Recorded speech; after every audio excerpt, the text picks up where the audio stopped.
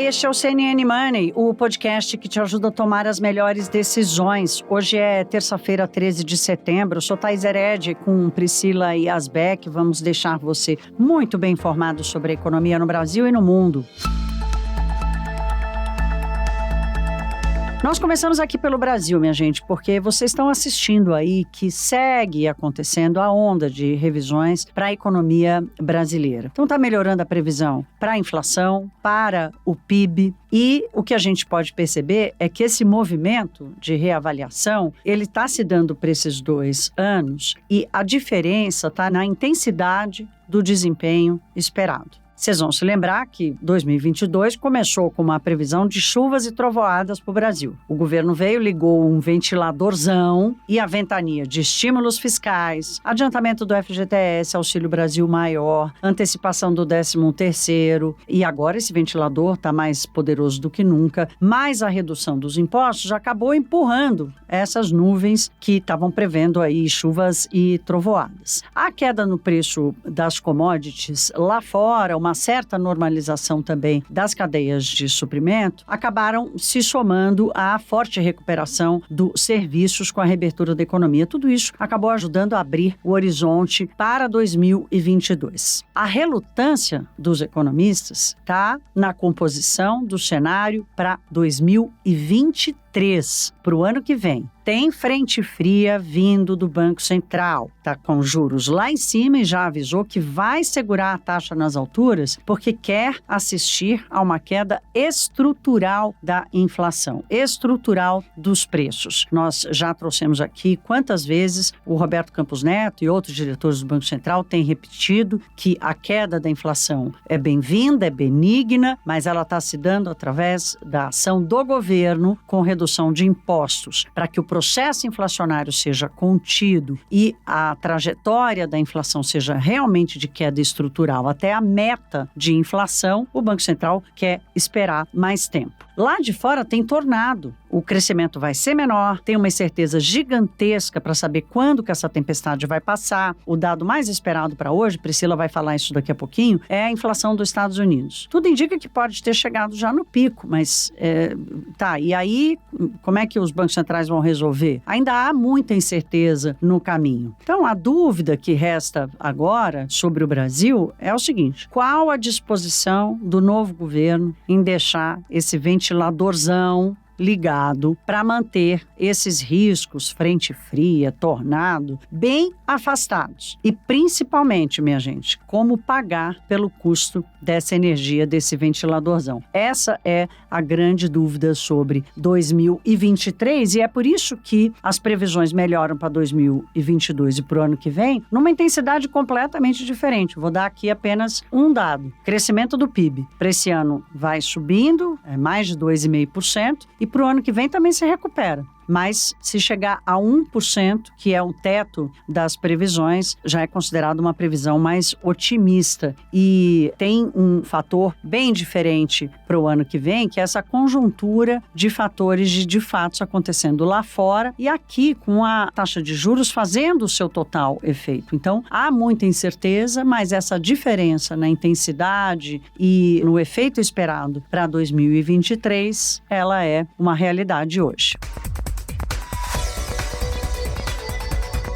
Pois é, e além desse cenário complexo aqui, é importante a gente falar também do cenário global, porque é isso que também está trazendo algum pessimismo para a nossa economia para o ano que vem, né? Além das questões todas fiscais que a gente vem falando, por aqui também tem um cenário muito pessimista para a economia global para o ano que vem. E hoje sai, então, o dado de inflação dos Estados Unidos, como a Thaís falou, o CPI, que é a inflação ao consumidor. Amanhã tem a inflação ao produtor, o PPI. E aí esses dados devem trazer um ajuste nas expectativas para a inflação nos Estados Unidos, na maior economia do mundo, e para a economia global como um todo. A gente não vai entrar em detalhes aqui sobre o CPI, porque a hora que vocês estiverem escutando o podcast, talvez o dado já tenha saído, então a gente vai deixar para analisar mais profundamente amanhã. Mas fato é que as bolsas vêm subindo nos últimos dias com uma expectativa de que o CPI tenha uma deflação nesse mês de agosto, e isso pode sinalizar que a inflação nos Estados Unidos chegou num pico. Então isso traz uma expectativa expectativa de que o Banco Central americano ele pode, mais adiante, ser menos agressivo com os juros e para o mercado, como a gente vem reforçando aqui, o que importa nesse momento muito são os juros, né? Então, a expectativa de juros altos acaba prejudicando a bolsa, tirando a atratividade da bolsa. Uma expectativa de juros subindo, mas mais de uma forma mais suave, acaba trazendo um otimismo para os investidores. Então, as apostas majoritárias ainda são de 90% de uma alta de 0,75 ponto nos juros americanos, mas dependendo desse dado de inflação, do que vier, podem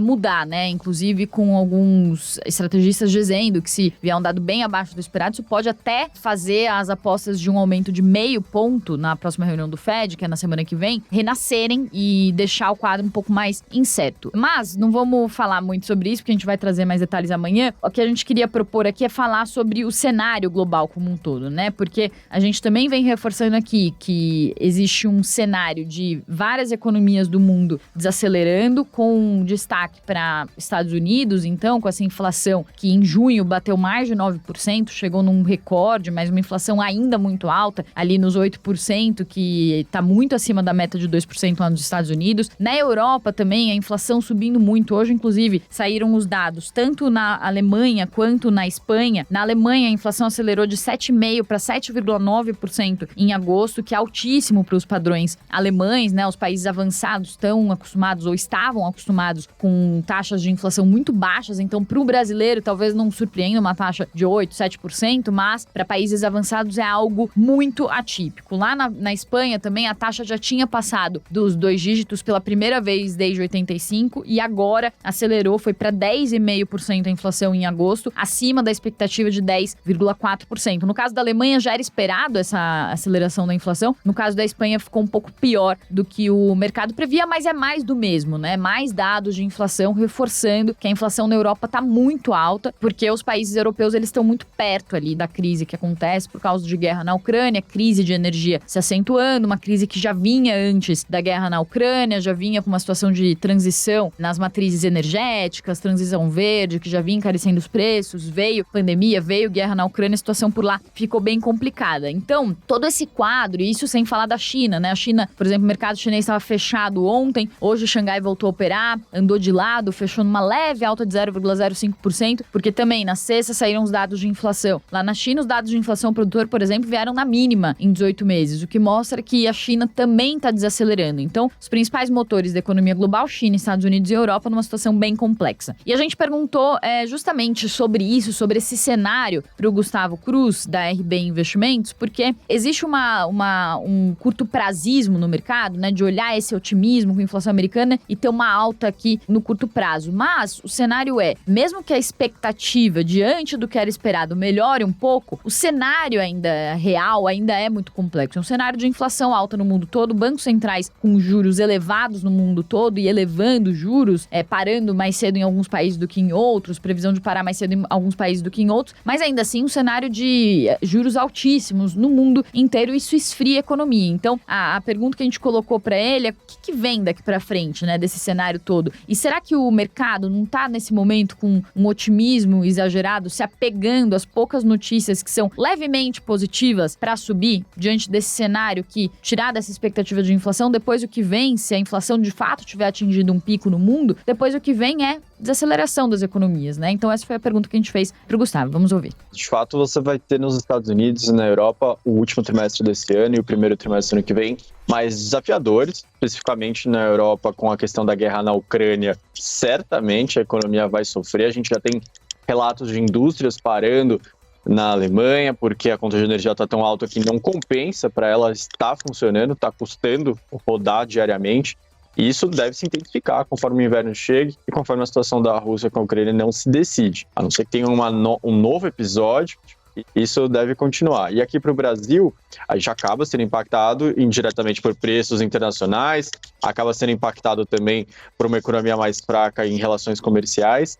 Mas, de fato, a gente vai ter que ver qual é o próximo plano de governo econômico para ter uma certeza de que a inflação, de fato, vai continuar desacelerando, que ela não vai bater lá embaixo e voltar a subir, ou que a atividade vai ter algum tipo de impacto artificial no ano que vem para crescimento. Turma, como a gente disse ontem, essa semana é uma semana de muitos indicadores de atividade econômica aqui no Brasil. O IBGE completando o quadro de julho, mês 7, ou seja, a primeira leitura oficial sobre o segundo semestre do ano. Semana passada tivemos indústria, hoje teremos desempenho do setor de serviços e amanhã setor do varejo, comércio. Ambos dados do IBGE, as expectativas são positivas para os dois.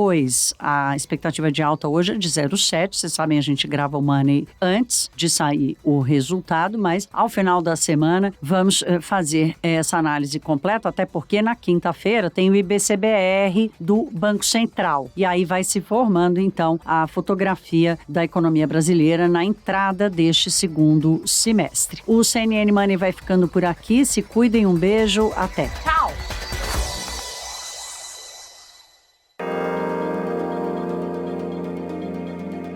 Com apresentação, pauta e coordenação editorial de Thaís Hered e Priscila Yazbek, este podcast é produzido pela CNN Brasil, com edição da Maremoto. Produção Larissa Coelho e Fabrício Julião. Edição e sonorização Felipe Gomes. Coordenação técnica Paula Weinberg e Felipe Gomes. Coordenação de produto Verônica Schneider. Você também pode ouvir o CNN Money no site da CNN Brasil. E aproveite para conhecer os nossos outros programas em áudio. Acesse cnnbrasil.com.br/podcasts.